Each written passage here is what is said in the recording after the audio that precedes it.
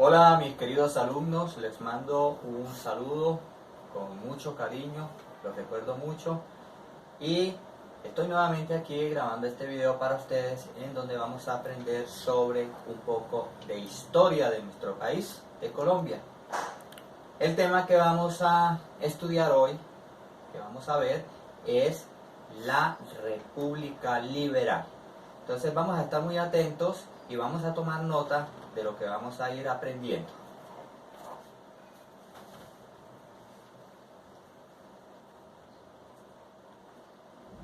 República de Colombia. Tenemos aquí el escudo, que es el que nos identifica como un estado independiente, es decir, que tenemos nuestras propias leyes y nuestra propia constitución.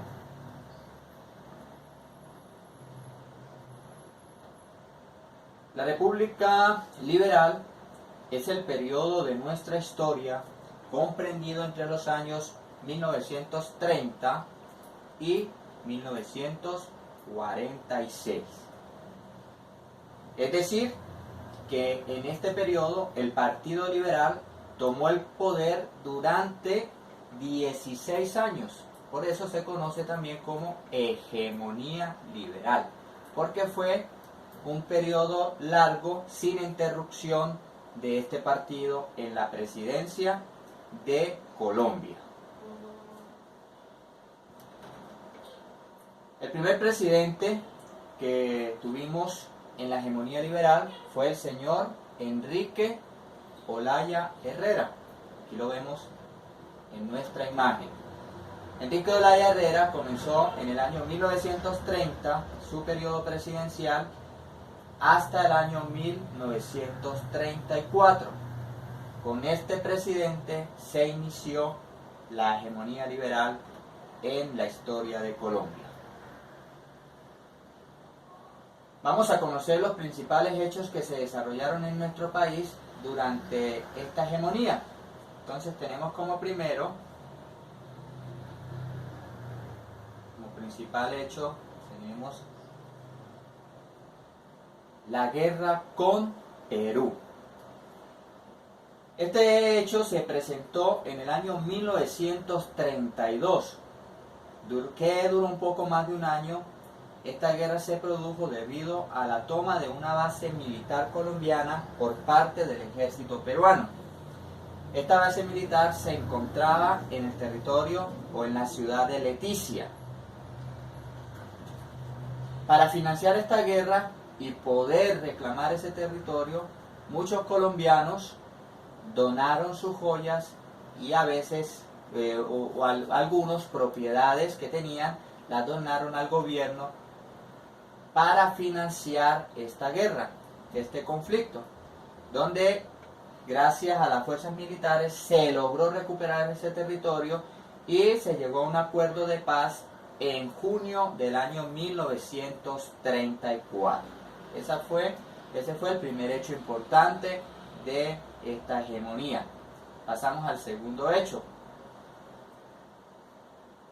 que fue la reforma constitucional de 1936. En el año 1934, el liberal Alfonso López Pumarejo fue elegido presidente de la República, quien comenzó a poner en práctica a lo que él llamó la revolución en marcha, es decir, la reforma de la Constitución. Entre los principales cambios de esta reforma tenemos la libertad de culto, es decir, que como ciudadanos podíamos profesar nuestra fe fuera la que fuera. Como vemos aquí en la imagen, podíamos profesar la fe judía, la fe católica, la fe budista, la fe hinduista o la fe islamista. Entonces lo podíamos hacer con la mayor libertad debido a que en la reforma constitucional teníamos ese derecho. Vamos a ver otro hecho principal, otro cambio principal.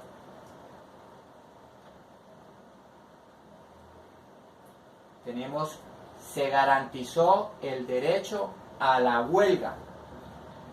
Antes de la reforma de la Constitución, no podíamos nosotros hacer huelgas para exigir nuestros derechos. Por eso el presidente, con esta reforma, nos dio ese derecho. Como lo vemos aquí en la imagen, están haciendo una huelga porque se están incumpliendo los derechos a los trabajadores. Entonces ellos están exigiendo que se les cumpla sus derechos, ya con el debido proceso de la libertad que tenían para poder realizar esta actividad.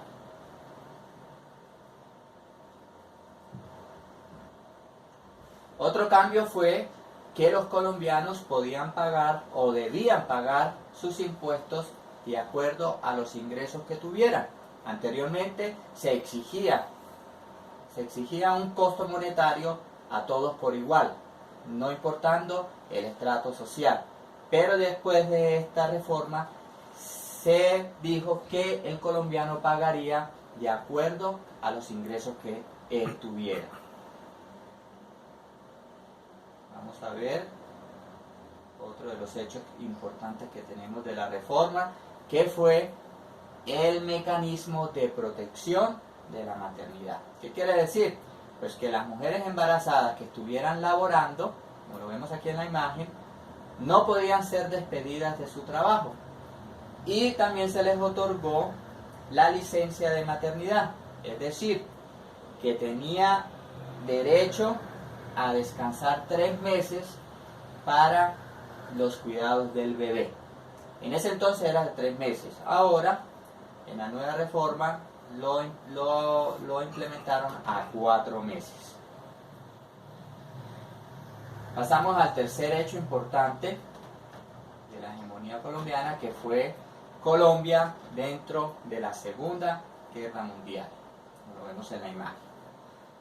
Bueno, este conflicto se presentó entre los años 1939 y 1945. Vamos a tener un punto clave.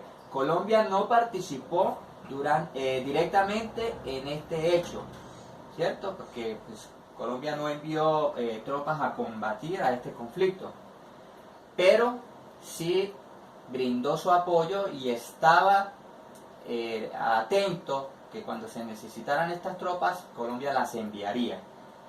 Por eso en 1941, luego del ataque de Japón a Estados Unidos, el gobierno colombiano, al ser socio comercial del país norteamericano, rompió relaciones con el imperio japonés. Entonces esos fueron los 3 hechos importantes de la hegemonía liberal. Vamos a ver qué presidentes estuvieron durante esta hegemonía.